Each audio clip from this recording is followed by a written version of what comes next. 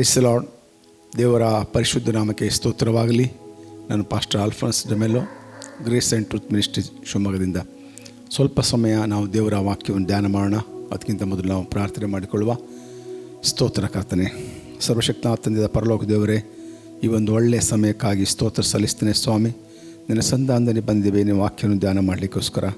ಅಪ್ಪ ತಂದೆಯ ದೇವರೇ, ಈ ಒಂದು ಕಾರ್ಯಕ್ರಮವನ್ನು ವೀಕ್ಷಿಸುವ ಎಲ್ಲ ದೇವಜನರು ನಿನ್ನ ಕರೆದು ಪ್ರಾರ್ಥನೆ ಮಾಡ್ತೇನೆ. ಈ ಒಂದು ಮಾಧ್ಯಮದ ಮೂಲಕ, ಸೋಷಿಯಲ್ ಮೀಡಿಯಾಗಳ ಮೂಲಕ ಯಾವ್ಯಾವ ಪ್ರಾಂತ್ಯದಿಂದ ವೀಕ್ಷಿಸ್ತಾರೋ ಅವರೆಲ್ಲ ವ್ಯಕ್ತಿಗಳನ್ನು ಕರ್ತನೆ ನಿನ್ನ ಕರಗಳಿಗೆ ಒಪ್ಪಿಸ್ತೇನೆ ಸ್ವಾಮಿ. ಅವರು ಯಾವ್ಯಾವ ಪರಿಸ್ಥಿತಿಯಲ್ಲಿದ್ದಾರೋ ಅವೆಲ್ಲವೂ ನೀನು ಬಲ್ಲವನಾಗಿದ್ದಿ. ಅವರ ಕಷ್ಟ ಸಂಕಟಗಳು ಇರುವುದಾದರೆ ಅದನ್ನು ಪರಿಹರಿಸು. ಅಪ್ಪ ತಂದೆ ಆ ದೇವರೇ, ಯಾವುದು ಅಡಿಕ್ಷನ್ಲಿರುವುದಾದರೆ ಅವ್ರನ್ನ ಬಿಡುಗಡೆ ಕೊಡಬೇಕಾಗಿ ಪ್ರಾರ್ಥನೆ ಮಾಡ್ತೇನೆ. ಅಸ್ವಸ್ಥತೆಯಲ್ಲಿರುವ ಜನರಿಗೆ ನೀನು ಸ್ವಸ್ಥತೆಯ ವಾಕ್ಯಗಳ ಮೂಲಕ ಮಾತಾಡೋ ಮೂಲಕ ಬಿಡುಗಡೆ ಕೊಡಬೇಕಾಗಿ ಪ್ರಾರ್ಥನೆ ಮಾಡ್ತೇನೆ. ಸಾಲ ಸಂಕಟಗಳಿಂದ ಜನರನ್ನು ಮುಕ್ತಿಗೊಳಿಸು, ಅವರನ್ನು ಬಿಡುಗಡೆ ಮಾಡು, ಅವರಿಗೆ ಶಾಂತಿ ಸಮಾಧಾನವನ್ನು ದಯಪಾಲಿಸು. ಪ್ರತಿಯೊಬ್ಬರೊಂದಿಗೆ ನೀನು ಮಾತಾಡು, ನಿನ್ನ ಮಹಿಮೆ ಒಂದು ಕರ್ತನೆ. ಸಮಸ್ತ ಘನಮಾನ ಮಹಿಮೆ ನಿನ್ನೊಬ್ಬರಿಗೆ ಸಲ್ಲಿಸ್ತಾ ಯೇಸು ಕ್ರಿಸ್ತನ ಹೆಸರಿನಲ್ಲಿ ಪ್ರಾರ್ಥಿಸಿ ಬೇಡಿ ಹೊಂದಿಕೊಂಡಿದ್ದೀವಿ ತಂದೆ, ಆಮೇನ್. Price the lord. ಈ ಒಂದು ಕಾರ್ಯಕ್ರಮ ವೀಕ್ಷಿಸುತ್ತಿರುವ ಎಲ್ಲ ಪ್ರೀತಿಯ ದೇವಜನರಿಗೆ ನಾನು ಯೇಸು ಕ್ರಿಸ್ತನ ಹೆಸರಲ್ಲಿ ವಂದಿಸ್ತೇನೆ. ಈ ಒಂದು ಗ್ರೇಸ್ ರೆವಲ್ಯೂಷನ್ ಕಾರ್ಯಕ್ರಮ ಇದು ಎಲ್ಲ ವಿಶ್ವಾಸಿಗಳಿಗೆ ಒಂದು ಆತ್ಮಿಕವಾದ ಉಜ್ಜೀವನ ಉಂಟಾಗಬೇಕೆಂಬುದಾಗಿ, ದೇವರ ವಾಕ್ಯ ಕೇಳುವಾಗ ನಾವು ಶುದ್ಧರಾಗ್ತೇವೆ ಎಂಬುದಾಗಿ ದೇವರ ವಾಕ್ಯ ಹೇಳ್ತದೆ. ದೇವರ ವಾಕ್ಯವನ್ನು ಕೇಳುವಾಗ ನಮಗೆ ದೇವರ ನಮ್ಮೊಂದಿಗೆ ಮಾತಾಡ್ತಾನೆ ಎಂಬುದಾಗಿ, ದೇವರು ಮಾತಾಡ್ತಾನೆ ಎಂಬುದಾಗಿ ಹೇಳುವಾಗ ಆತನು ವಾಕ್ಯಗಳ ಮೂಲಕ ಆತನು ಮಾತಾಡೋನಾಗಿದ್ದಾನೆ. ದೇವರ ಸಂಧಾನದಲ್ಲಿ ನೀವು ಕಳೆಯುವ ಈ ಸಮಯ ನಿಜವಾಗಲೂ ಅಮೂಲ್ಯವಾದ ಸಮಯವಾಗಿದೆ. ದೇವರ ಪ್ರಭಾವವನ್ನು ತುಂಬಿಕೊಳ್ಳುವ ಸಮಯವಾಗಿದೆ. ದೇವರ ಸನ್ನಿಧಿ ಅದು ಸುರಕ್ಷಿತವಾಗಿರುವ ಸ್ಥಳ. ಯೆಹೋವನ ನಾಮ ಬಲವಾದ ಬುರುಜು, ಶಿಷ್ಟನು ಅದರೊಳಗೆ ಓಡಿ ಹೋಗಿ ಭದ್ರವಾಗಿರುವನು ಎಂಬುದಾಗಿ ದೇವರ ವಾಕ್ಯದಲ್ಲಿ ನಾವು ನೋಡ್ತೇವೆ. ಯೇಸು ಕ್ರಿಸ್ತನೊಂದು ರಕ್ಷಕನು ಎಂಬುದಾಗಿ. ರಕ್ಷ ಅಂದರೆ ಯಾವುದರಿಂದ ರಕ್ಷಣೆ ಮಾಡ್ತಾನೆ? ಪಾಪದಿಂದ, ಶಾಪದಿಂದ, ರೋಗದಿಂದ, ಸಾಲದಿಂದ, ಜನರು ಕಷ್ಟಪಡುತ್ತಿರುವ ಪರಿಸ್ಥಿತಿಗಳಿಂದ ಬಿಡುಗಡೆ ಮಾಡಲಿಕ್ಕೆ ಬಂದ ರಕ್ಷಕ, ಪರಲೋಕದಿಂದ ಬಂದ ರಕ್ಷಕ. ಆತನು ಅಂಧಕಾರದಲ್ಲಿ ಮುಳುಗಿ ಬಳಲುತ್ತಿರುವ ಮಾನವರನ್ನು ಬಿಡುಗಡೆ ಮಾಡಿ ಅವರಿಗೆ ನಿತ್ಯ ಜೀವಕ್ಕೆ ಸೇರಿಸಬೇಕೆಂಬ ಉದ್ದೇಶದಿಂದ ಆತನು ಈ ಲೋಕಕ್ಕೆ ನರಾವತಾರ ಬಂದನು. ದೇವರು ಲೋಕದ ಮೇಲೆ ಪ್ರೀತಿ ಇಟ್ಟ ನಿಮಿತ್ತವಾಗಿ ಈ ಲೋಕದಲ್ಲಿ ಎಲ್ಲ ಮನುಷ್ಯರು ದೇವರ ಸೃಷ್ಟಿಯಾಗಿದ್ದಾರೆ. ಯಾವ ದೇಶವಾಗಲಿ, ಯಾವ ಪ್ರಾಂತ್ಯವಾಗಲಿ, ಯಾವ ಬಣ್ಣವಾಗಲಿ, ಏನೇ ಆಚರಣೆ ಅವ್ರದ್ದೇ ಆಗಲಿ, ಅವೆಲ್ಲರೂ ಸಹ ಯೇಸು ಕ್ರಿಸ್ತನು ಅಂದರೆ ತಂದೆಯಾದ ದೇವರು ಪ್ರೀತಿಸ್ತಾನೆ. ಆ ಕಾರಣವಾಗಿ ಯೇಸು ಕ್ರಿಸ್ತನನ್ನು ಈ ಲೋಕಕ್ಕೆ ನರಾವತಾರದಲ್ಲಿ ಕಳಿಸಿದನು. ಸಕಲ ಮನುಷ್ಯರ ಪಾಪ ಪರಿಹಾರಕ್ಕಾಗಿ ಯೇಸು ಸ್ವಾಮಿ ಕಲ್ವಾರಿ ಕ್ರೂಜಿಯಲ್ಲಿ ಆತನು ಯಜ್ಞ ಅರ್ಪಿತನಾದನು. ಬಲಿಯಾಗಿ ಆತನು ಸಮರ್ಪಿಸಲ್ಪಟ್ಟನು. ಪಾಪ ಪರಿಹಾರಕ್ಕಾಗಿ ರಕ್ತ ಪ್ರೋಕ್ಷಣೆ ಅಗತ್ಯ ಎಂಬುದಾಗಿ ಧರ್ಮಶಾಸ್ತ್ರ ಹೇಳ್ತದೆ. ಆ ರಕ್ತ ಪರಮಾತ್ಮನ ರಕ್ತ ಆಗಬೇಕು. ಆ ಪರಮಾತ್ಮ ಬೇರೆ ಯಾರಲ್ಲ, ಯೇಸು ಕ್ರಿಸ್ತನೇ ನರಾವತಾರದಲ್ಲಿ ಬಂದು ಕಲ್ವಾರಿ ಕ್ರೂಜಿಯಲ್ಲಿ ಆತನು ರಕ್ತ ಸುರಿಸುವ ಮೂಲಕ ಸಕಲ ಮಾನವರ ಪಾಪವನ್ನು ಪರಿಹಾರ ಮಾಡಿ ನಿತ್ಯ ಜೀವಕ್ಕೆ ಮಾರ್ಗವನ್ನು ಸಿದ್ಧ ಮಾಡಿದ್ದಾನೆ. ಯಾರ್ಯಾರು ಆತನನ್ನು ಅಂಗೀಕರಿಸ್ತಾರೋ ಅವರಿಗೆ ದೇವರ ಮಕ್ಕಳಾಗುವ ಅಧಿಕಾರ ಕೊಡಲ್ಪಟ್ಟಿದೆ. ದೇವರ ಮಕ್ಕಳಾದ ಮೇಲೆ ನಾವು ಕುಮಾರನ ರಾಜ್ಯದಲ್ಲಿ ಸೇರಿದ್ದೇವೆ. ಅಂಧಕಾರ ದೊರೆತನದಿಂದ ನಾವು ಬೆಳಕಿನ ರಾಜ್ಯ, ದೇವರ ರಾಜ್ಯ ಅಂದರೆ ಬೆಳಕಿನ ರಾಜ್ಯ. ಅಲ್ಲಿ ಕತ್ತಲೆಯ ಕಾರ್ಯಗಳಿಗೆ ಅವಕಾಶ ಇಲ್ಲ, ಅಲ್ಲಿ ಪಾಪಕ್ಕೆ ಅವಕಾಶ ಇಲ್ಲ, ಅಲ್ಲಿ ರೋಗಕ್ಕೆ ಅವಕಾಶ ಇಲ್ಲ, ದರಿತನಕ್ಕೆಲ್ಲ ಅವಕಾಶ ಇಲ್ಲ. ಶಾಪಗಳನ್ನೆಲ್ಲ ಈ ಸ್ವಾಮಿ ಮುರಿದು ಹಾಕಿದ್ದಾನೆ. ಯಾವ ಹಳೆಯ ಕಾಲದ ಶಾಪ ಆಗಿರ್ಬೋದು, ಹಿರಿಯರ ಶಾಪ ಆಗಿರ್ಬೋದು, ಅವೆಲ್ಲವೂ ಸಹ ಈ ಸ್ವಾಮಿ ಕಲ್ವಾರಿ ಕ್ರೂಜಿಯಲ್ಲಿ ಆತನು ಜಯಿಸಿ ನಮಗೆ ಜಯವನ್ನು ಕೊಟ್ಟಿದ್ದಾನೆ. ಈ ಸ್ವಾಮಿ ನಂಬಿದ ಮಕ್ಕಳು ನಾವು ಅಮೂಲ್ಯರೆಂಬುದಾಗಿ ದೇವರ ವಾಕ್ಯ ಬರೆಯಲ್ಪಟ್ಟಿದೆ. ಯಾಕೆಂದರೆ ಲೋಕದಿಂದ ನಾವನ್ನು ಬಿಡಿಸಿ ಕುಮಾರನ ರಾಜ್ಯ ಅಂದರೆ ತಂದೆಯ ಈ ಸ್ವಾಮಿಯ ರಾಜ್ಯದಲ್ಲಿ ದೇವರು ನಮ್ಮನ್ನು ಸೇರಿಸಿದ್ದಾನೆ. ನಾವು ಬಿಡುಗಡೆ ಹೊಂದಿದವರು, ನಾವು ಜಯಶಾಲಿಗಳಿಂದ ಜಯಶಾಲಿಗಳು, ನಾವು ನೀತಿವಂತರಾಗಿ ನಮ್ಮ ದೇವರು ಕರೆದಿದ್ದಾನೆ. ನೀತಿವಂತರ ಮೇಲೆ ನೀತಿವಂತರ ಅತ್ಯಾಸಕ್ತಿಯುಳ್ಳ ವಿಜ್ಞಾಪನೆ ಬಹುಬಲವುಳ್ಳದಾಗಿದೆ ಎಂದು ದೇವರ ವಾಕ್ಯ ಹೇಳ್ತದೆ. ನಾವು ಮಾಡುವ ಪ್ರಾರ್ಥನೆಗೆ ದೇವರು ಆಲಿಸ್ತಾನೆ. ದೇವರು ಪಾಪಿಗಳ ಪ್ರಾರ್ಥನೆ ಕೇಳುವುದಿಲ್ಲ ಅಂತ ಧರ್ಮಶಾಸ್ತ್ರ ಹೇಳ್ತದೆ. ನಾವು ಯೇಸು ಸ್ವಾಮಿ ನಂಬೋಕ್ಕಿಂತ ಮೊದಲು ನಾವು ಪಾಪಿಗಳಾಗಿದ್ದೀವಿ. ಆದರೆ ದೇವರು ಯೇಸು ಸ್ವಾಮಿಯನ್ನು ಕಲ್ವಾರಿ ಕ್ರೂಶಿಯಲ್ಲಿ ನಮ್ಮೆಲ್ಲರ ಪಾಪವನ್ನು ಆತನ ಮೇಲೆ ಹಾಕುವ ಮೂಲಕ ಆ ಯೇಸು ಸ್ವಾಮಿಯನ್ನು ನಂಬಿದ ನಾವೆಲ್ಲರೂ ಇವತ್ತು ನೀತಿವಂತರಾಗಿದ್ದೇವೆ. ನೀತಿವಂತರ ಅತ್ಯಾಸಕ್ತಿಯುಳ್ಳ ವಿಜ್ಞಾಪನೆ ಬಹುಬಲವುಳ್ಳದಾಗಿ ವಚನ ಬರೆಯಲ್ಪಟ್ಟಿದೆ. ದೇವರು ನಮಗೆ ಅಧಿಕಾರ ಕೊಟ್ಟಿದ್ದಾನೆ, ತನ್ನ ರಾಜ್ಯದಲ್ಲಿ ಸೇರಿಸಿದ್ದಾನೆ. ನಾವು ಸಾಮಾನ್ಯ ವ್ಯಕ್ತಿಗಳಲ್ಲ. ನಮ್ಮ ಮೂಲಕ ದೇವರು ಅದ್ಭುತಗಳನ್ನು ಮಹತ್ಕಾರ್ಯಗಳನ್ನು ಮಾಡ್ತಾನೆ. ನಮ್ಮ ಬಾಯಲ್ಲಿ ಸೃಷ್ಟಿಸುವ ಶಕ್ತಿ ಇದೆ. ದೇವ್ರ ವಾಕ್ಯ ಹೇಳಿ ಪ್ರಾರ್ಥಿಸುವಾಗ, ದೇವ್ರ ವಾಕ್ಯ ಹೇಳಿ ನಾವು ಮಾತಾಡುವಾಗ ಅಲ್ಲಿ ಅದ್ಭುತ ನಡೀತಿದೆ. ರೋಗಿಗೆ ನಾವು ಮಾತಾಡುವಾಗ ರೋಗ ಅದು ಬಿಟ್ಟು ಹೋಗ್ತದೆ, ಕಿತ್ಕೊಂಡು ಹೋಗ್ತದೆ. ನಂಬಿಕೆಯಿಂದ ನಾವು ಮಾತಾಡಬೇಕು. ಯಾಕಂದರೆ ಎಲ್ಲ ವಾಗ್ದಾನಗಳು, ಪರಲೋಕದಿಂದ ಕೊಡಲ್ಪಟ್ಟ ವಾಗ್ದಾನಗಳು ನಮ್ಮ ಸತ್ಯವೇದದಲ್ಲಿ ಬರೆಯಲ್ಪಟ್ಟಿದೆ. ಆ ವಾಗ್ದಾನಗಳು ಇರುವುದಾದರೂ ಸಹ ಪ್ರತಿಯೊಬ್ಬ ಯೇಸು ಸ್ವಾಮಿ ನಂಬಿದ ಮಕ್ಕಳಿಗೆ ಸಿದ್ಧವಾಗಿ ಕೊಡಲ್ಪಟ್ಟಿದೆ. ಆದ್ದರಿಂದ ನಾವು ಹಳೆಯ ಜೀವಿತದ ಬಗ್ಗೆ ಯೋಚನೆ ಮಾಡೋದು ಬೇಡ. ನಾವು ಹೊಸ ಜೀವಿತ, ಯಾರು ಯೇಸು ಸ್ವಾಮಿ ನಂಬಿದಾರೋ ಅವರು ನೂತನ ಸೃಷ್ಟಿಯಾದರು, ಹಳೆದೆಲ್ಲ ಹೋಯಿತು, ಎಲ್ಲ ನೂತನವಾಯಿತು ಎಂಬುದಾಗಿ 2 ಕೊರಿಂಥೀಯರು 5:17 ವಚನದಲ್ಲಿ ಬರೆಯಲ್ಪಟ್ಟಿದೆ. ನೂತನ ಆದ ಮೇಲೆ ದೇವರ ಸ್ವಭಾವವನ್ನು ಧರಿಸಿಕೊಂಡ್ವಿ. ದೇವರ ರೀತಿಯಲ್ಲಿ ನಾವು ನೋಡೋರಾಗಿದ್ದೀವಿ. ದೇವರು ನಮ್ಮನ್ನು ಪರಿಶುದ್ಧ ಮಾಡಿದ, ನಮ್ಮ ಸ್ವಂತ ಕ್ರಿಯೆಯಿಂದ ಅಲ್ಲ, ನಾವು ಯಾವ ತ್ಯಾಗ ಮಾಡಿದ್ದಲ್ಲ, ನಾವು ಉಪವಾಸ ಮಾಡಿದ್ದಲ್ಲ. ದೇವರು ತನ್ನ ಸ್ವರಕ್ತ ಚೆಲ್ಲುವ ಮೂಲಕ ನಮ್ಮನ್ನು ಶುದ್ಧ ಮಾಡಿದ್ದಾನೆ, ನಮ್ಮ ನೀತಿವಂತರಾಗಿ ಮಾಡಿದ್ದಾನೆ. ಅದರಿಂದ ಪ್ರಿಯ ದೇವಜನರೇ, ದಾಸತ್ವದ ನೊಗದಲ್ಲಿ ತಿರುಗಿ ಸಿಕ್ಕಿ ಬೀಳಬೇಡ್ರಿ ಎಂಬುದಾಗಿ ಪೌಲ ಹೇಳ್ತಾನೆ. ಗಲಾತ ಪತ್ರಿಕೆ 5:1 ವಚನ. ಈ ದಾಸತ್ವ ನೊಗ ಅಂದರೆ ಹಳೆಯ ಪದ್ಧತಿಯಲ್ಲಿ ನಾವು ರಕ್ಷಣೆ ಬರೋಕ್ಕಿಂತ ಮೊದಲು ಯಾವ ರೀತಿಯಲ್ಲಿ ಒಂದು ಧಾರ್ಮಿಕ ಆಚರಣೆ ಮಾಡ್ಕೊಂಡು ಬರ್ತೀವಿ, ಅದರಲ್ಲಿ ಮತ್ತೆ ತಿರುಗಿ ಸಿಕ್ಕಿ ಬೀಳಬೇಡ್ರಿ ಎಂಬುದಾಗಿ. ಯಹೂದಿಯಿಂದ ರಕ್ಷಣೆ ಬಂದ ಎಲ್ಲ ಜನರು ಏನು ಮಾಡ್ತಾಯಿದ್ರು ಅಂದರೆ, ರಕ್ಷಣೆ ಆದಾಗ ಯೇಸು ಸ್ವಾಮಿ ಬಿಡುಗಡೆ ಆದಾಗ ಯೇಸು ಸ್ವಾಮಿ ನಂಬಿದರು. ಕ್ರಮೇಣ ಅವರು ಹಳೆಯ ಜೀವಿತ ಅಂದರೆ ಸುನ್ನತಿ, ಸಬ್ಬತ್ತು, ಈ ರೀತಿ ಅನೇಕ ವಿಷಯ ಮಾಡಬೇಕೆಂಬುದಾಗಿ ಅವರು ದುರ್ಬೋಧನೆಗೊಳಗಾದರು. ಅದಕ್ಕೋಸ್ಕರ ಪೌಲ ಅಲ್ಲಿ ಗದರಿಸ್ತಾನೆ, ದಾಸತ್ವದ ನೊಗದಲ್ಲಿ ಸಿಕ್ಕಿ ಬೀಳಬೇಡ್ರಿ ಎಂಬುದಾಗಿ. ಯಾವ ಒಂದು ಧಾರ್ಮಿಕ ಕ್ರಿಯೆ ಮಾಡುವ ಮೂಲಕ ನಾವು ರಕ್ಷಣೆ ಆಗಲಿಕ್ಕೆ ಸಾಧ್ಯ ಇಲ್ಲ. ಧಾರ್ಮಿಕ ಕ್ರಿಯೆ ಮಾಡುವ ಮೂಲಕ ಯಾರೂ ಬಿಡುಗಡೆ ಆಗಲಿಕ್ಕೆ ಸಾಧ್ಯ ಇಲ್ಲ, ಸ್ವಸ್ಥತೆ ಆಗಲಿಕ್ಕೆ ಸಾಧ್ಯ ಇಲ್ಲ, ಶಾಪದಿಂದ ಮುಕ್ತಿ ಆಗಲಿಕ್ಕೆ ಸಾಧ್ಯ ಇಲ್ಲ. ಅದು ಕೇವಲ ಯೇಸುವಿನ ರಕ್ತದ ಮೂಲಕ ಮಾತ್ರ.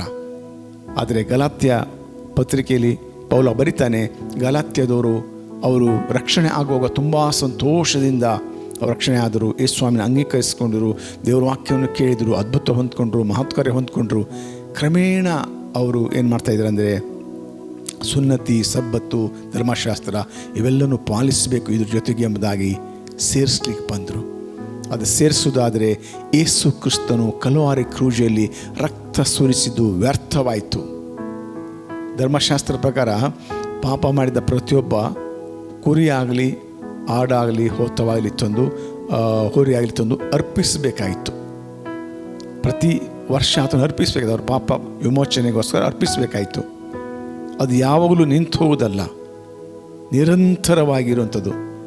ಆ ಒಂದು ಕಷ್ಟದಲ್ಲಿ ಸಿಕ್ಕಿ ಬಿದ್ದಿದ್ದರು. ಅವರ ಸಂಪಾದನೆಯಲ್ಲೇ ಬಹುಪಾಲು ಈ ಧಾರ್ಮಿಕ ಕ್ರಿಯೆಗಳಿಗೆ ಅವರು ಖರ್ಚು ಮಾಡಬೇಕಾಯಿತು. ಪ್ರತಿಯೊಂದು ಸಬ್ಬತ್ತಲ್ಲಿ ಆರಾಧನೆ ಸಭೆಗೆ ಹೋಗಬೇಕಾಯಿತು, ಕೆಲಸ ಎಲ್ಲ ಬಿಟ್ಟು ಹೋಗಬೇಕಾಯಿತು.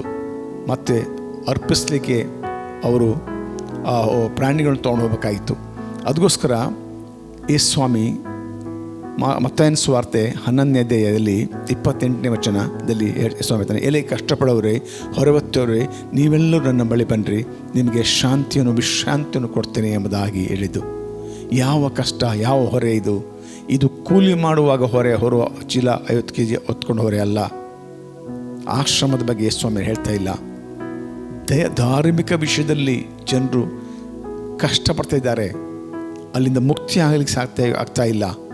ಎಷ್ಟೋ ಹಣ ಖರ್ಚು ಮಾಡ್ತಾ ಇರ್ತಾರೆ, ಎಲ್ಲೋ ಮಾಡ್ತಾ ಇದ್ದಾರೆ, ಆದರೆ ಯಾವ ಬಿಡುಗಡೆನೂ ಕಾಣ್ತಾ ಇಲ್ಲ.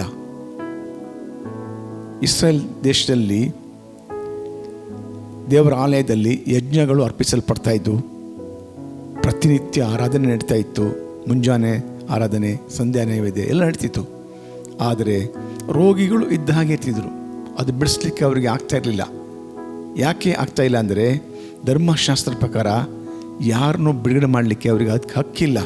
ಧರ್ಮಶಾಸ್ತ್ರ ನಮಗೆ ಯಾವ ಪಾಪ ಯಾವುದು ಮಾಡಬಾರ್ದು, ಯಾವುದು ಮಾಡಬೇಕೆಂಬುದನ್ನು ತೋರಿಸ್ಕೊಡ್ತಿತ್ತು. ಯಾಕಂದರೆ ಜನರು ಸತ್ಯ ಮಾರ್ಗದಲ್ಲಿ ಜೀವಿಸಲಿ ಎಂಬುದಾಗಿ ದೇವರು ಕೊಟ್ಟ ಧರ್ಮಶಾಸ್ತ್ರ. ಅದು ತಪ್ಪಲ್ಲ, ಅದು ಒಳ್ಳೆಯದಕ್ಕೆ ಕೊಟ್ಟಿದ್ದು.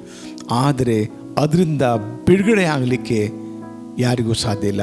ಬಿಡುಗಡೆ ಕೊಡಲಿಕ್ಕೋಸ್ಕರ ಯೇಸು ಸ್ವಾಮಿ 2000 ವರ್ಷದ ಹಿಂದೆ ಬಂದಿರೋದು. ಧರ್ಮಶಾಸ್ತ್ರ ಏನಾಗಿದೆ ಅಂದರೆ ಜನರನ್ನು ಕಾಯುವ ಆಳಾಗಿತ್ತು.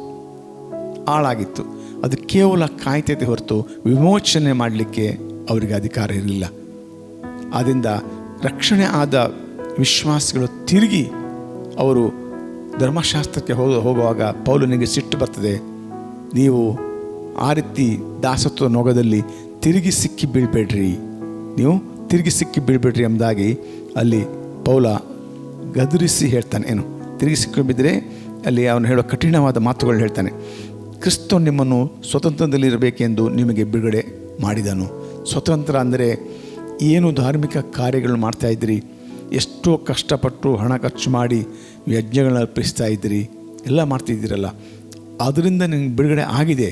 ಯೇಸು ಸ್ವಾಮಿ ಒಂದೇ ಯಜ್ಞ ಅರ್ಪಿಸುವ ಮೂಲಕ, ತನ್ನ ರಕ್ತವನ್ನು ಚೆಲ್ಲುವ ಮೂಲಕ ನಿಮಗೆ ಬಿಡುಗಡೆ ಆಗಿದೆ. ಮತ್ತು ಅದರಲ್ಲಿ ಸಿಕ್ಕಿಕೊಳ್ಬೇಡ್ರಿ. ಅದು ಕಷ್ಟಕರವಾದ ಆ ಜೀವಿತ ಬೇಡ. ನೀವು ಉಚಿತವಾಗಿ ಕೃಪೆ ಅಡಿಯಲ್ಲಿದ್ದೀವಿ. ನೀವು ಯೇಸು ಸ್ವಾಮಿ ನಂಬಿದ್ರೆ ಸಾಕು, ನಿಮ್ಮೆಲ್ಲ ಕಾರ್ಯಗಳು ಸರಾಗ ಮಾಡ್ತಾರೆ. ದೇವರ ವಾಕ್ಯ ಬರೆಯಲ್ಪಟ್ಟಿದೆ. ರೋಮಪುರ 8:28 ದೇವರ ಸಂಕಲ್ಪವನ್ನು ಕರೆಯಲ್ಪಟ್ಟು ಆತನನ್ನು ಪ್ರೀತಿಸುವ ವಿಧಕ್ಕಾಗಿ ಎಲ್ಲ ಕಾರ್ಯಗಳು ಅನುಕೂಲವಾಗ್ತದೆ ಎಂಬುದಾಗಿ. ನೀವು ಕಷ್ಟಪಟ್ಟು ಈ ಒಂದು ಆಚರಣೆ ಮಾಡಿಯೇ ನಾವು ಹೊಂದ್ಕೊಳ್ತೀವಿ ಅಂದಲ್ಲ. ಆಚರಣೆ ಮಾಡಿ ಯಾರೂ ಇದುವರೆಗೆ ಬಿಡುಗಡೆ ಆಗಲಿಕ್ಕಾಗಿಲ್ಲ. ಆದರೆ ಯೇಸು ಸ್ವಾಮಿ ನಂಬುವ ಮೂಲಕ ನಿಮಗೆಲ್ಲವೂ ಕೊಡಲ್ಪಡ್ತದೆ. ನಾವೀಗ ಕೃಪೆಯ ಕಾಲದಲ್ಲಿದ್ದೇವೆ. ದೇವರು ಕೃಪೆ ನಮ್ಮನ್ನು ನಡೆಸ್ಕೊಂಡು ಬರ್ತದೆ. ನಾವು ಮಾಡುವ ಕೈ ಕೆಲಸ ಅದು ಸಫಲವಾಗ್ತದೆ. ಅನೇಕ ಜನರು ಕಷ್ಟ ಸಂಕಟದಲ್ಲಿ ರೋಗದಲ್ಲಿ ಹಾದು ಹೋಗ್ತಾ ಇದ್ದಾರೆ. ಇಲ್ಲ ಅಂತಲ್ಲ, ವಿಶ್ವಾಸಿಗಳು ಸಹ ಇದ್ದಾರೆ. ಆದರೆ ವಿಶ್ವಾಸಿಗಳು ಸಹ ಇದ್ದರೆ ಯಾಕೆ ಇದು ಕಂಟಿನ್ಯೂ ಆಗ್ತಾಯಿದೆ ಅಂದರೆ ನಾವು ಯಾರಾಗಿದ್ದೇವೆ ಎಂಬುದಾಗಿ ಅರ್ಥ ಮಾಡ್ಕೊಳ್ತಿಲ್ಲ. ನಾವು ದೇವರ ಮಕ್ಕಳಾಗಿದ್ದೇವೆ. ಯೇಸುವಿನ ರಕ್ತದಲ್ಲಿ ತೊಳೆಯಲ್ಪಟ್ಟವರು, ನಾವು ಕ್ರಯಕ್ಕೆ ಕೊಳ್ಳಲ್ಪಟ್ಟವರು. ನಾವು ನಮ್ಮ ಸ್ವಂತ ಸತ್ತಲ್ಲ. ಯೇಸು ಕ್ರಿಸ್ತನು ಅಂದರೆ ತಂದೆಯ ದೇವರು ನಮ್ಮ ಒಳಗೆ ವಾಸವಾಗಿದ್ದಾನೆ. ಆದ್ದರಿಂದ ಸೈತಾನನಿಗೆ ನಮ್ಮ ದೇಹದ ಮೇಲೆ ಯಾವ ಅಧಿಕಾರವೂ ಇಲ್ಲ. ರೋಗ ಬಂದರೆ ಗದರಿಸಿ ಓಡಿಸ್ಬೇಕು. ಯಾವುದೇ ಪ್ರಾಣಿ ಅಥವಾ ನಾಯಿ ಬೇರೆ ಯಾರಾದರೂ ನಮ್ಮ ಮನೆಗೆ ಬಂದರೆ ಇಟ್ಕೊಳ್ತೀರಾ? ಇಲ್ಲ, ದೊಣ್ಣೆ ತಗೊಂಡು ಓಡಿಸ್ತೀರಿ. ಅದೇ ರೀತಿ ನಮ್ಮ ದೇಹದ ಮೇಲೆ ರೋಗಕ್ಕೆ ಅಧಿಕಾರ ಇಲ್ಲ. ನೀವು ಗದರಿಸಿ ಓಡಿಸ್ಬೇಕು. ದೇವರು ಆಲ್ರೆಡಿ ಯೇಸು ಸ್ವಾಮಿ ನಮ್ಮ ರೋಗವನ್ನು ಹೊತ್ತು ತೀರಿಸಿದ್ದಾನೆ. ಅನೇಕ ಜನರ ಸಮಸ್ಯೆ ಇದೇ ಆಗಿದೆ ಇವತ್ತು.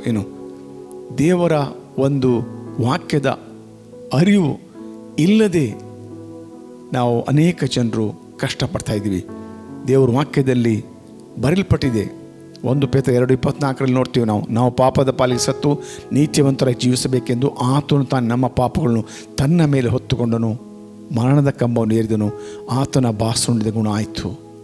ಈ ವಚನವನ್ನು ನಾವು ಯಥಾವತ್ತಾಗಿ ನಂಬುವುದಾದರೆ ಯಾವುದೇ ಕಾಯಿಲೆಯಲ್ಲಿ ಹಾದು ಹೋಗ್ತಾ ಇರ್ಬೋದು, ದೇವರು ಅದೇ ಕ್ಷಣದಲ್ಲಿ ಬಿಡುಗಡೆ ಕೊಡ್ತಾನೆ. ಮಿರಾಕಲಸ್ ಆಗಿ ಹೀಲಿಂಗ್ ಮಾಡ್ತಾನೆ. ಯಾಕಂದರೆ ಯೇಸು ಸ್ವಾಮಿ ನಿಮ್ಮ ರೋಗವನ್ನು ತನ್ನ ದೇಹದ ಮೇಲೆ ಹೊತ್ತು ತೀರಿಸಿದ್ದಾನೆ. ಆತನು ನಮ್ಮ ವ್ಯಾಧಿಗಳನ್ನು ಹೊತ್ತುಕೊಂಡನು.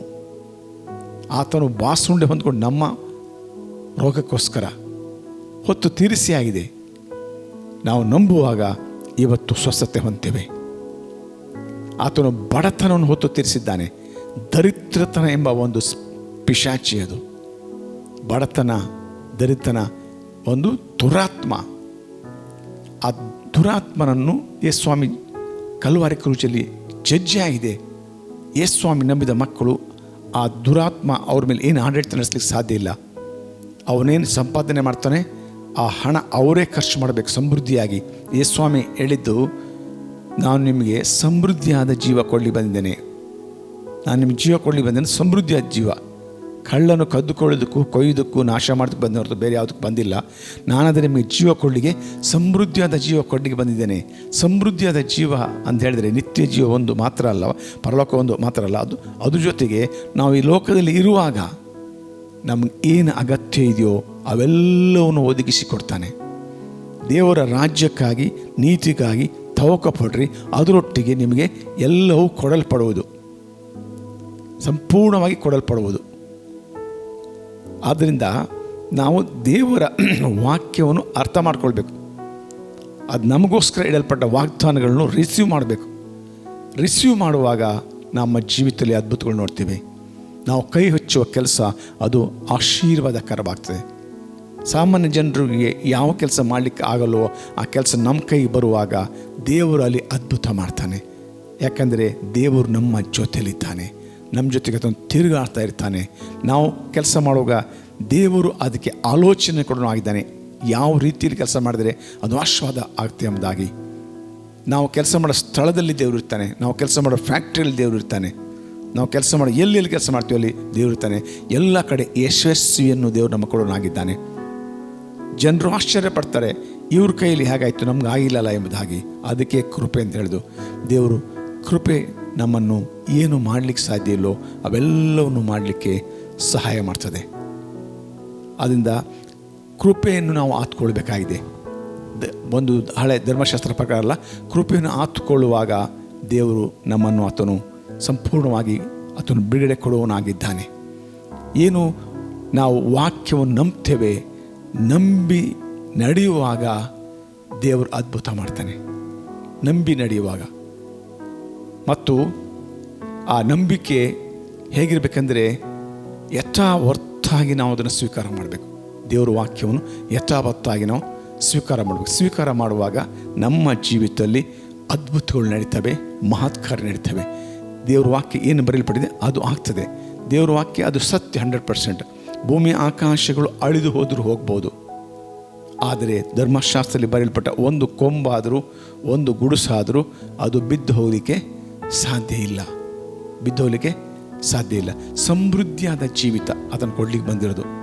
ಯೇಸು ಸ್ವಾಮಿ ಯೆರೂಸಲೇಮಿಗೆ ಒಂದಿನ ಪ್ರಯಾಣ ಮಾಡುವ ಸಮಯದಲ್ಲಿ ಆತನ ಮುಂದೆ ಒಂದು 10 ಜನ ಕುಷ್ಠರೋಗಿಗಳು ಬರ್ತಾರೆ. ಅವರು ದೂರದಿಂದ ನಿಂತು ಅವರು ಕೂಗ್ತಾರೆ, ನನಗೆ ಗುಣ ಮಾಡಬೇಕು ಎಂಬುದಾಗಿ. ಯೇಸುವೇ ದಾವೀದನ ಕುಮಾರನೇ, ನಮಗೆ ನಮ್ಮ ಮೇಲೆ ಕರುಣಿಸು ಎಂಬುದಾಗಿ. ಯಾಕಂದರೆ ಅವರು ಯೇಸುವಿನ ವಾಕ್ಯವನ್ನು ಕೇಳಿದ್ದಾರೆ, ಯೇಸು ಮಾಡಿದ ಅದ್ಭುತಗಳನ್ನು ಕೇಳಿದ್ದಾರೆ, ಯೇಸು ಮಾಡಿದ ಸ್ವಸ್ಥತೆಯನ್ನು ಕೇಳಿದ್ದಾರೆ. ಯೇಸು ಸ್ವಾಮಿ ಈಗ ಇದೇ ಊರಿಗೆ ಬಂದಿದ್ದಾರೆ. ಕುಷ್ಠರೋಗಿಗಳು ಊರು ಒಳಗೆ ಹೋಗೋಂಗಿಲ್ಲ, ಅವ್ರ ಪಾಳ್ಯದಲ್ಲಿ ಇರಬೇಕು. ಆದರೆ ಯೇಸು ಸ್ವಾಮಿ ಆ ದಾರಿಲಿ ಬರುವಾಗ ಈಗ ಒಳ್ಳೆಯ ಅವಕಾಶ ನೋಡಿ. ಇವರೇನು ಮೊದಲೇನು ಮಾಡಿದರು, ಯೇಸು ಸ್ವಾಮಿಯ ವಾಕ್ಯವನ್ನು ಕೇಳಿದರು, ಸುವಾರ್ತೆಯನ್ನು ಕೇಳಿದರು. ಸುವಾರ್ತೆಯನ್ನು ಕೇಳಿ ಯೇಸು ಸ್ವಾಮಿಯಲ್ಲಿ ನಂಬಿಕೆ ಇಟ್ಟರು. ಯೇಸು ಸ್ವಾಮಿ ಒಂದು ಮಾತು ಹೇಳಿದೆ ನಮ್ಗೆ ಗುಣ ಆಗ್ತದೆ ಅಂತ ಭರವಸೆ ಇಟ್ಟರು. ಇವತ್ತು ನಾವು ಯೇಸು ಸ್ವಾಮಿಯ ವಚನದ ಮೇಲೆ ಭರವಸೆ ಇಡಬೇಕು. ಏನು ಈ ಬರೆಯಲ್ಪಟ್ಟಿದೆ ಅದು ಇವತ್ತು ನಮ್ಮ ಜೀವಿತದಲ್ಲಿ ಆಗ್ತದೆ. ಇದೇ ರೋಗ ಅಂತಂತಲ್ಲ, ಯಾವುದೇ ರೋಗ ಇರ್ಬೋದು, ಯಾವುದೇ ಸಾಲ ಇರ್ಬೋದು, ಯಾವುದೇ ಸಂಕಟ ಇರ್ಬೋದು, ಸಮಸ್ಯೆ ಇರ್ಬೋದು, ಅವೆಲ್ಲವನ್ನೂ ದೇವರು ಪರಿಹರಿಸಲಿಕ್ಕೆ ಆತನು ಶಕ್ತನು. ಈ ವ್ಯಕ್ತಿಗಳು 17ನೇ ಅಧ್ಯಾಯ ಲೂಕನ ಸುವಾರ್ತೆಯಲ್ಲಿ 11ನೇ ವಚನದಲ್ಲಿ ನೋಡ್ತೇವೆ.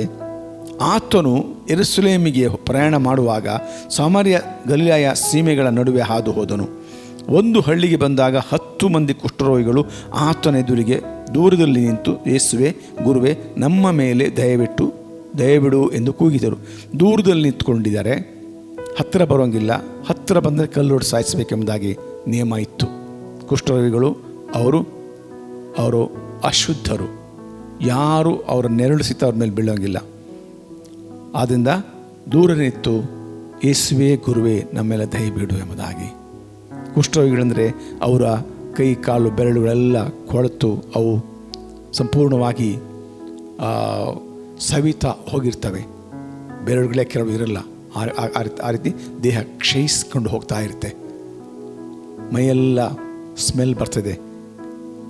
ಅವರಿಗೆ ಟ್ರೀಟ್ಮೆಂಟ್ ಮಾಡೋರಿಲ್ಲ, ಯಾರಿಲ್ಲ, ಹತ್ತಿರ ಯಾರು ಹೋಗೋರಿಲ್ಲ, ಅಂಥ ಪರಿಸ್ಥಿತಿಯಲ್ಲಿ ಇದ್ದಾರೆ.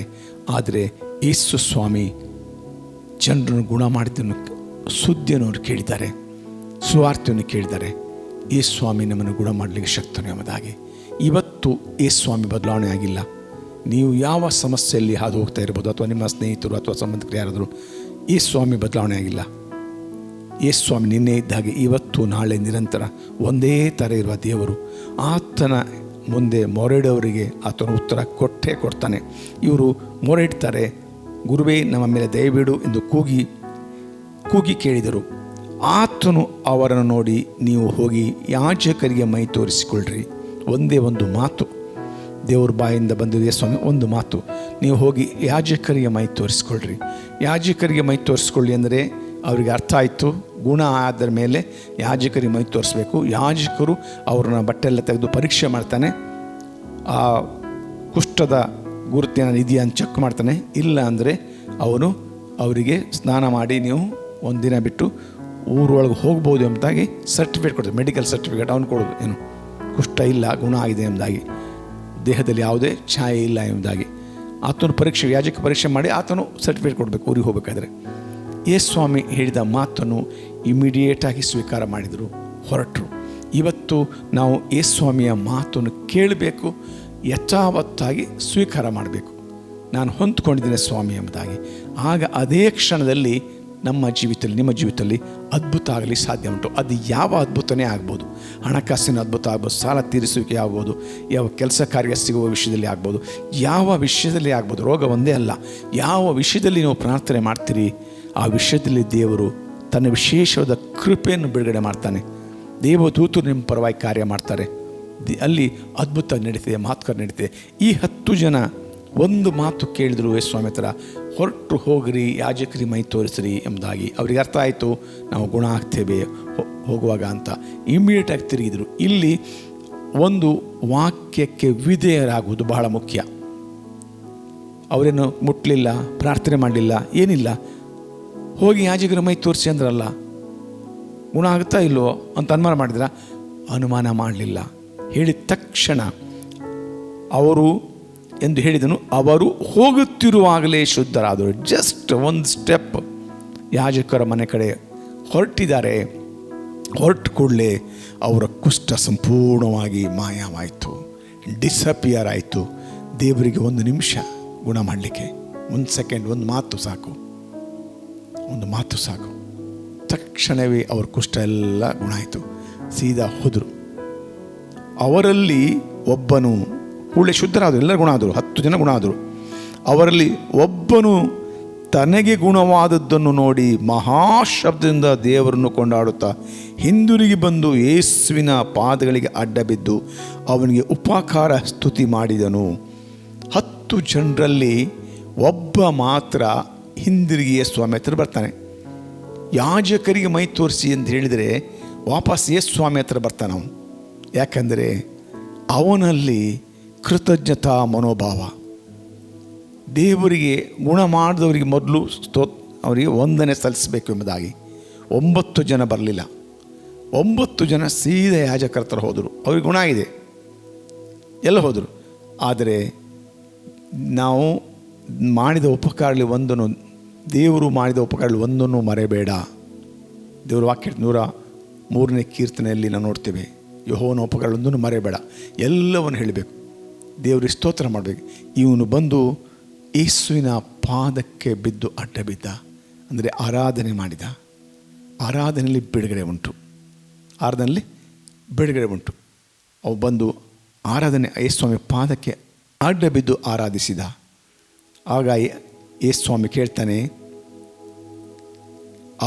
ಆತನಿಗೆ ಉಪಕಾರ ಸ್ತುತಿ ಮಾಡಿದನು. ಅವನು ಸಮಾರ್ಯದವನು. ನೋಡ್ರಿ ವ್ಯತ್ಯಾಸ. 10 ಜನರಲ್ಲಿ 9 ಜನ ಯೆಹೂದ್ಯರು, ಒಬ್ಬ ಸಮಾರ್ಯನು. ಸಮಾರ್ಯ ಅಂದರೆ ಅವನು ಯೆಹೂದ್ಯರೇ, ಅವರು ಮಿಶ್ರ ಜನಾಂಗ ಅಂತ. ಮಿಶ್ರ ಜನಾಂಗಕ್ಕೆ ಹುಟ್ಟಿದವರು ಯೆಹೂದ್ಯರು. ಅಲ್ಲಿ ಅನೇಕ ರಾಜರು ಬಂದು ಆಳುವಾಗ ಬೇರೆ ಬೇರೆ ದೇಶದಿಂದ ಜನರು ಬಂದು ಅಲ್ಲಿ ಯೆಹೂದ್ಯರನ್ನು ಮದುವೆಯಾಗಿ ಅವರಿಂದ ಹುಟ್ಟಿದ ಒಂದು ಜನಾಂಗಕ್ಕೆ ಸಮಾರ್ಯ ಅಂತ ಹೇಳ್ತಾರೆ. ಅವರು ಅನ್ಟಚಬಲ್ಸ್. ಯೆಹೂದ್ಯ ಆರಾಧನೆಗೆ ಬರೋಂಗಿಲ್ಲ, ಮಂದಿರಗಳಿಗೆ ಬರೋಂಗಿಲ್ಲ, ಅವರು ದೂರ ಇರಬೇಕು. ಅವರಿಗೆ ಯೆಹೂದ್ಯರು ಹೊಕ್ಕು ಬಳಕೆ ಇಲ್ಲ, ಅವ್ರ ಮನೆ ಊಟ ಮಾಡೋಂಗಿಲ್ಲ, ಅವರಿಗೆ ಸಂಬಂಧ ಬೆಳೆಸ್ತಾರಿಲ್ಲ. ಯಾಕಂದರೆ ಅಸ್ಪೃಶ್ಯರಾಗಿ, ಅನ್ಟಚಬಲ್ ಆಗಿ ಅವ್ರನ್ನ ದೂರ ಇಟ್ಟಿದ್ರು.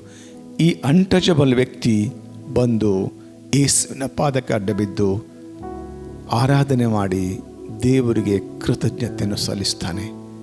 ನಂಬಿಗಸ್ತನಾಗಿದ್ದ ವ್ಯಕ್ತಿ ಆತನು. ಮೊದಲು ಉಪಕಾರ ಮಾಡಿದವರಿಗೆ ಥ್ಯಾಂಕ್ಸ್ ಹೇಳಿ ಬಂದಿದ್ದಾನೆ. ಆದರೆ 9 ಜನ ಯೆಹೂದ್ಯರು ಅವರು ಯಾಜಕರಿಗೆ ಮೈ ತೋರಿಸ್ಲಿಕ್ಕೆ ಹೋದರು. ಯಾಕಂದರೆ ಅವರಿಗೆ ಕೃತಜ್ಞತೆ ಇಲ್ಲ. ಇವತ್ತು ದೇವರು ಮಾಡಿದ ಉಪಕಾರಗಳಲ್ಲಿ ಒಂದನ್ನು ನಾವು ಮರಿಬಾರ್ದು. ಪ್ರತಿಯೊಂದು ಸಣ್ಣ ವಿಷಯಕ್ಕೂ ನಾವು ಸ್ತೋತ್ರ ಹೇಳಬೇಕು, ಕೃತಜ್ಞತೆ ಹೇಳಬೇಕು ದೇವರಿಗೆ. ಯಾಕಂದರೆ ನಿಮ್ಮ ಎಲ್ಲ ವ್ಯಕ್ತಿಗಳ ಸಣ್ಣ ವಿಷಯಕ್ಕೂ ದೇವರು ಚಿಂತೆ ಮಾಡೋನಾಗಿದ್ದಾನೆ. ಅತಿ ಚಿಕ್ಕ ವಿಷಯ ಆಗಿರ್ಬೋದು, ನೀವೇನು ಚಿಂತೆ ಮಾಡ್ತೀರಿ, ದೇವರು ನಿಮ್ಮ ಪರವಾಗಿ ಚಿಂತೆ ಮಾಡೋನಾಗಿದ್ದಾನೆ.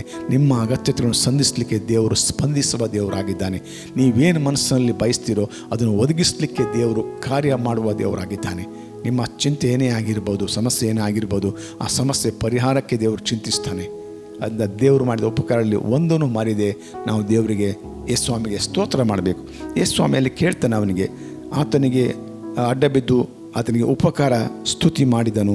ಅವನು ಸಮಾರ್ಯದವನು. ಯೇಸು ಇದನ್ನು ನೋಡಿ 10 ಮಂದಿ ಶುದ್ಧರಾದರಲ್ಲವೇ, ಮಿಕ್ಕ 9 ಮಂದಿ ಎಲ್ಲಿ? ದೇವರನ್ನು ಸ್ತುತಿಸುವುದಕ್ಕೆ ಈ ಅನ್ಯ ದೇಶದವನೇ ಹೊರತು ಇನ್ಯಾರು ಹಿಂದಿರುಗಿ ಬರಲಲ್ಲವೇ ಎಂದು ಹೇಳಿ ಅವನಿಗೆ, ಎದ್ದು ಹೋಗು, ನಿನ್ನ ನಂಬಿಕೆ ನಿನ್ನನ್ನು ಸ್ವಸ್ಥ ಮಾಡಿದೆ ಎಂದು ಹೇಳಿದನು.